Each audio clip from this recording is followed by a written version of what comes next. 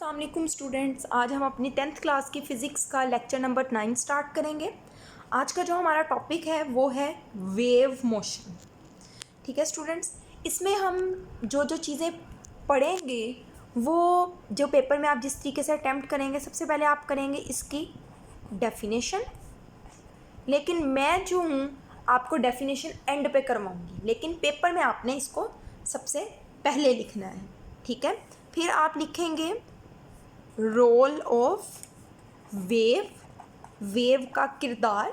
ठीक है, ये मैं आपको सबसे पहले करवाऊंगी डेफिनेशन एंड पे। थर्ड आप जो पॉइंट लिखेंगे वो लिखेंगे सोर्स ऑफ वेव, वेव का ज़रिया। ठीक है बच्चों, और जो आप लास्ट में करेंगे पॉइंट वो करेंगे टाइप्स ऑफ वेव्स, वेव्स की इकसाम। इंशाल्लाह वेव मोशन में हमने ये 4 पॉइंट्स करने हैं। मैं आपको 1 बाय 1 करवाती हूँ। सबसे पहले मैं आपको ये करवाऊँगी, फिर ये करवाऊँगी, देन डेफिनेशन और उसकी टाइप्स। लेकिन पेपर में आपने इसको इसी सीक्वेंस से करना है। बच्चों वेव जो है वो क्या होती है? वेव हमारी डेली लाइफ में एक इम्पोर्टेंट रोल प्ले करती है, इम्पोर्टेंट रोल प्ले करती है, अहम किरदार। क्या अहम किरदार अदा करती है? वेव जो है वो एनर्जी और इंफॉर्मेशन को कैरी करती है। मतलब वेव जो है वो इंफॉर्मेशन को एक जगह से दूसरी जगह लेकर जाती है over large distance. Large distance तक आपने एनर्जी को या इंफॉर्मेशन को ट्रांसफ़र करना हो तो वेव्स की शक्ल में किया जा सकता है। ठीक है बच्चों, तो आप लोगों ने रोल ऑफ वेव में स्टार्ट में इतना ही लिख लेना है। या आप अपनी बुक में देखेंगे स्टार्टिंग लाइंस यहाँ से लेके यहाँ तक। Waves play an important role in our daily life. Wave हमारी रोज़मर्रा ज़िंदगी में अहम किरदार अदा करती है। It is because waves are carrier of energy and information over large distance. ऐसा क्यों है? कैसे अहम किरदार अदा करती है? क्योंकि वेव्स जो हैं वो एनर्जी और इंफॉर्मेशन को लार्ज डिस्टेंस तक कैरी करती हैं, मतलब लेकर जाती हैं। आगे बच्चों, अब वेव्स बनती किस तरीके से? सोर्स ऑफ वेव क्या है? वेव जो है वो हमेशा तब बनती है वाइब्रेशन की वजह से। मतलब कोई ऐसा सोर्स जो वाइब्रेटिंग बॉडी हो या ओसिलेटिंग बॉडी हो, उसके नतीजे में वेव्स जो हैं वो प्रोड्यूस होती हैं। अब उन्होंने कहा है कि हम इसकी वेव की जो प्रोडक्शन है वो 2 एग्जाम्पल से स्टडी करेंगे। 2 एग्जाम्पल्स दी गई हैं। ठीक है, आपने इन्हीं एग्जाम्पल्स को इसी तरीके से हेडिंग बना के लिख देना है। पहले एग्जाम्पल 1, इसके अंदर 2 हेडिंग्स आप करेंगे, एग्जाम्पल 1 और एग्जाम्पल 2। ठीक है, और साथ दोनों के डायग्राम भी बनानी है। ठीक है स्टूडेंट्स, अब ये आप अपनी बुक से देखें, मैं आपको यहाँ से रीड करवाऊँगी, साथ डायग्राम भी आपको बताऊँगी यहाँ से। अच्छा बच्चों, ये आप अपनी पहली एग्जाम्पल देखें, एक्टिविटी। अच्छा, ये जो था सोर्स यहाँ से आप करेंगे, वेव्स रिक्वायर सम ऑसिलेटिंग और वाइब्रेटिंग सोर्स। वेव को किसी थरथराने वाले ज़रिए की ज़रूरत होती है। Here we demonstrate the production and propagation of different waves with the help of vibratory motion of object. वो कह रहे हैं कि अब हम दर्ज झैल वाइब्रेटरी मोशन की वजह से एक्सप्लेन करेंगे कि वेव किस तरीके से प्रोड्यूस होती है। प्रोडक्शन मतलब प्रोड्यूस होती है, प्रोपागेशन होती है फैलना, आगे ट्रांसफ़र किस तरीके से होती है। पहली एग्जांपल बच्चों, इसमें उन्होंने क्या कहा है? सिंपली मैं आपको थोड़ा सा पहले बता देती हूँ। उन्होंने कहा है कि आप इस तरीके से एक टब लें वाटर का, इसमें पानी भर दें। ठीक है, पानी रख के आपने एक पेंसिल लेनी है।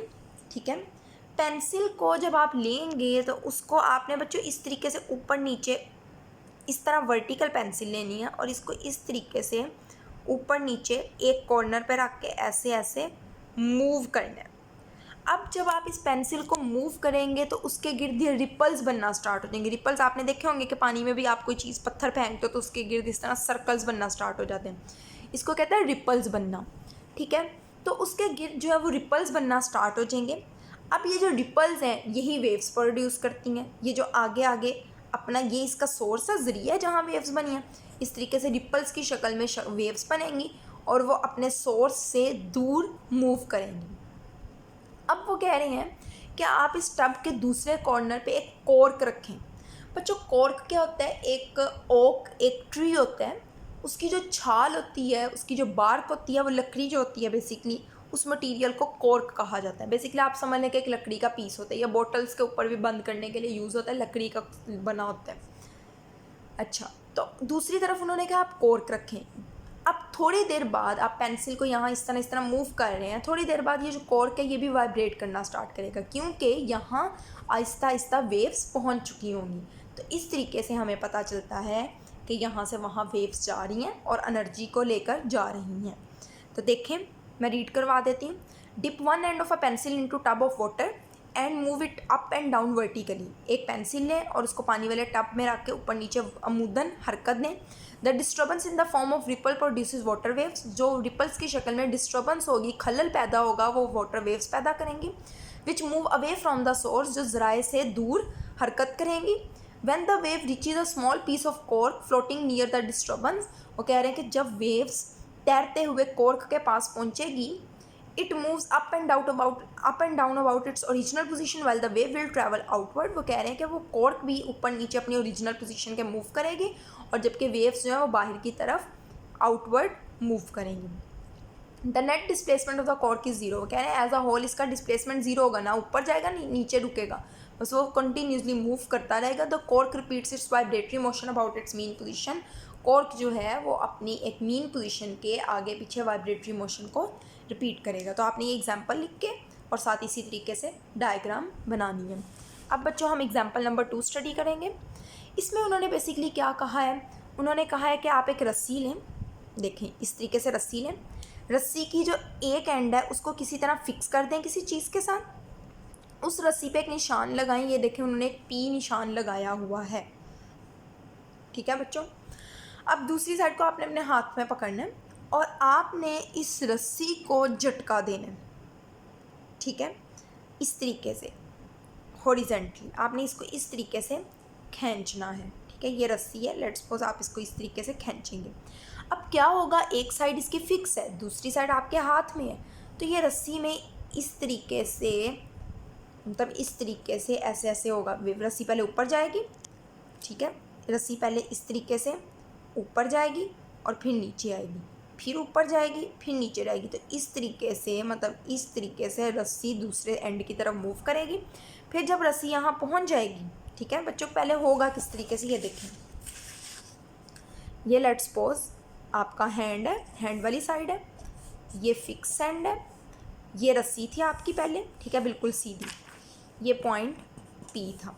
अब ये आपका वो हो गया हाथ वाली जगह, यहाँ से फिक्स है, सॉरी ये नहीं है बच्चों, ये आपका फिक्स हैंड है। अब क्या होगा, जब आप इसको ऊपर नीचे, सॉरी इस तरीके से मूव करेंगे, ये इस तरीके से होगी। ठीक है, स्टार्ट में ऐसे होगा। अब यही वाली वेव आगे आ जाएगी, फिर इधर आ जाएगी, फिर इधर आ जाएगी।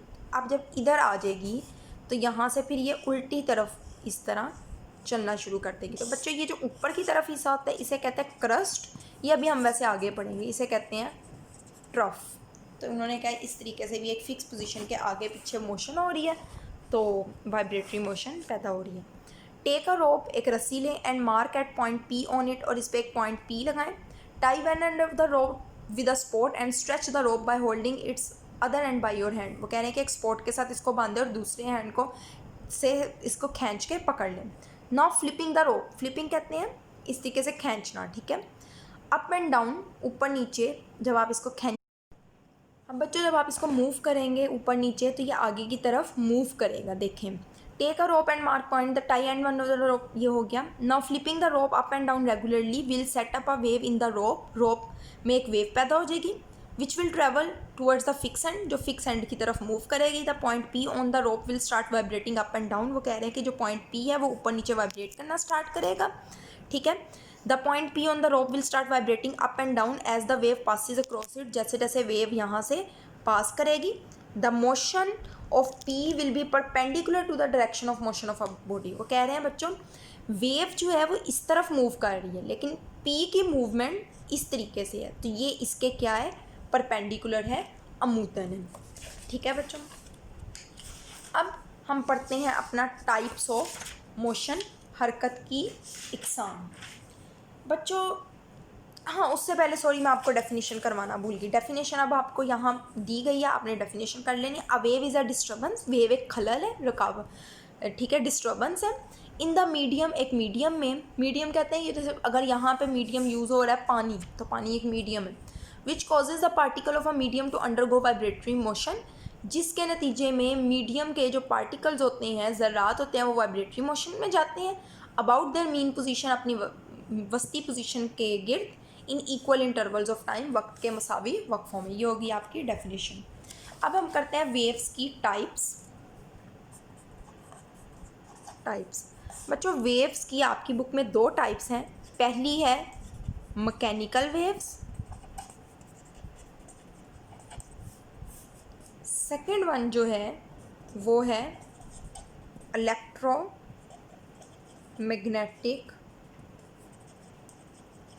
वेव्स।